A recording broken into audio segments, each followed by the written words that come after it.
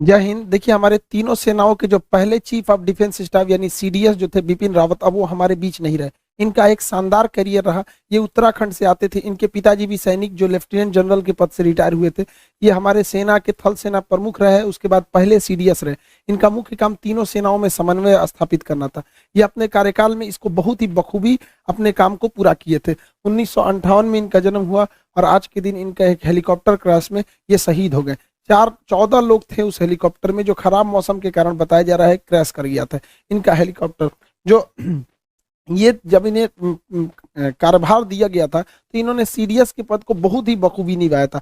नौसेना के P-8I को लद्दाख में तैनात करना इन्हीं का डिसीजन था। उत्तरी कमांड को थिएटर कमांड बनाना, यानी तीनों सेना आपस में कोऑर्डिनेट करके लड़ाई लड़ेगी, इनकी सबसे बेहतरीन डिसीजन थी। इन्होंने नेवी, आर्मी, एयरफोर्स सबको बहुत बेहतरीन से किया था। भगवान इनकी आत्मा को शांति दे। देखिए, लेकिन क्या कर सकते हैं, हमारा ये जो विमान दुर्घटना हुआ है, ये हेलीकॉप्टर ये कई बार भी क्रैश कर चुका है। इस दुर्घटना में ये साउथ इंडिया में थे, यहाँ ऊटी है तमिलनाडु के पास, यहाँ पर, यहाँ नेल्लोर के पास, यहाँ पर, यहीं पर इनका हेलीकॉप्टर जो है, इनकी पत्नी भी साथ में थी। दोनों लोग को अफसोस के मतलब बचाया नहीं जा सका। बहुत मतलब दर्दनाक ये हादसा था। पूरी विमान में आग लग गई थी। मतलब शरीर को कई ऐसे जवान थे उनमें जिनके डीएनए टेस्ट करके पता करना पड़ा यहाँ पर। तो ये ऊटी के पास ये विमान दुर्घटना हुआ है यहाँ पे। ये जो हेलीकॉप्टर है एक्चुअली ये वीवीआईपी के लिए लाया गया था। अगस्टा वेस्टलैंड जो हेलीकॉप्टर था, जब वो करप्शन का शिकार हुआ तो Mi-17V5 को एडवांस है, ये Mi-17 का एडवांस वर्जन है, Mi-17V5।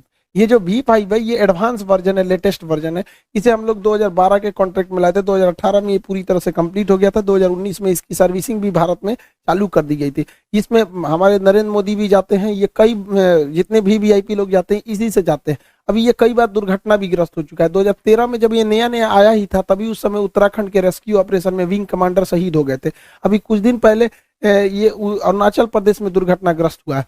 2019 में हमारे ही अपने सैनिकों द्वारा इसके ऊपर स्पाइडर मिसाइल चला दिया गया था, तो इसमें भी ये भी उस समय क्रैश हो गया था। हालांकि दुनिया में 60 देश इसका इस्तेमाल करते हैं, बहुत विश्वसनीय है। इसमें कई सारी लेटेस्ट टेक्नोलॉजी का भी यूज किया गया। इसके आर्मर को बुलेट प्रूफ बनाया गया ताकि गोली, अगर ये लो हाइट पर चलेगा तो गोली वगैरह वगैरह को ये रोक सके। इसमें एडवांस रडार सिस्टम लगाया गया जो किसी भी तरह के आगे की जानकारी देता है। एक्चुअली ये ट्रांसपोर्ट के साथ साथ ये एक अटैक हेलीकॉप्टर के तौर पे भी काम करता है। इसके अंदर का अगर देखेंगे तो इसे सैनिकों को ले जाने के लिए दिया गया है। इसमें 36 सैनिक हथियार के साथ तैनात हो सकते हैं।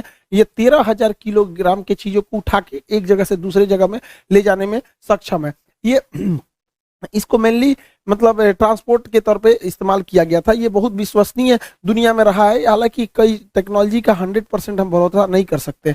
ये 250 किलोमीटर प्रति घंटा की रफ्तार से चल सकता है और इसकी सर्विस सीलिंग बहुत अच्छी है। 6 किलोमीटर ऊंचाई यानी 6,000 मीटर ऊंचाई पर ये उड़ सकता है पहाड़ी क्षेत्र में।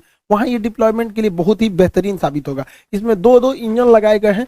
ट्विन इंजन पे ये काम करता है। नाइट विजन है इसमें, ऑनबोर्ड है ये, इसमें हर चीज की नई एडवांस टेक्नोलॉजी लगाई गई है। फिर भी ये आए दिन दुर्घटनाग्रस्त होता है। हेलीकॉप्टर में कई ऐसे मतलब देशों में भी ऐसी घटनाएं इसकी रिकॉर्ड की गई है। इसमें on board navigation system, radar, advance radar system को लगाया गया है। ऑन बोर्ड वेदर रडार को लगाया गया है कि मौसम कैसा है उसके आधार पे भी जानकारी दी जाए। हालांकि प्रथम तो यही कहा जा रहा है कि ये जो विमान दुर्घटना हुआ है इसके पीछे मौसम खराब को जिम्मेदार बताया जा रहा है। हालांकि वायुसेना ने इसके लिए जांच के आदेश दिए हैं। आगे क्या होता है ये आगे समझेंगे। इसमें सेफ्टी का भी ध्यान रखा गया है। इसमें दुश्मन की आ रही मिसाइलों को भटकाने के लिए फ्लेयर की क्षमता है। ये फ्लेयर में बहुत हाई टेम्परेचर होता है जिससे कि हीट सीकिंग मिसाइलें दूसरी ओर डिस्ट्रैक्ट हो जाती हैं। इसमें एडवांस एविएशन सिस्टम को दिया गया है। इसके कॉकपिट्स को नया डिजाइन किया गया था, कस्टमाइज करके अलग अलग हिसाबों से। इसमें इसे हम लोग यूटिलिटी के साथ साथ अटैक के रूप में भी इस्तेमाल कर सकते हैं। इसमें अलग अलग जगहों पे हार्ड पॉइंट को हम लोग जोड़ के, कारगिल की लड़ाई में इसका पुराना वर्जन Mi-17 भी बहुत कारगर साबित हुआ था, कारगिल के टाइगर हिल के ऊपर बम्बार्डमेंट करने, और जो भी बहुत हाइट पर थी। इसमें ट्विन इंजन लगाया गया है। ये यूटिलिटी के साथ हार्ड पॉइंट के साथ साथ हमला भी बहुत तेजी से कर सकता है। इसमें कई सारे मिसाइलों को लगाया जा सकता है अलग अलग तरह के। इसमें मशीन गन है, सब मशीन गन है, ऑटोमेटिक गन है, रडार, रॉकेट्स है, मिसाइल फायर करने की क्षमता है। उसमें मशीन गन की भी लगाया गया है ताकि ये ग्राउंड अटैक को भी बहुत अच्छे से परफॉर्म कर सके। यह 60 देशों द्वारा विश्वसनीय हेलीकॉप्टर रहा है। हालांकि रूस की सेना में भी इसे बहुत बड़े पैमाने पर इस्तेमाल किया जा रहा है। हर देशों में इसका कमोबेश एक्सीडेंट का रिकॉर्ड रहा है। हम टेक्नोलॉजी पर 100% भरोसा नहीं कर सकते।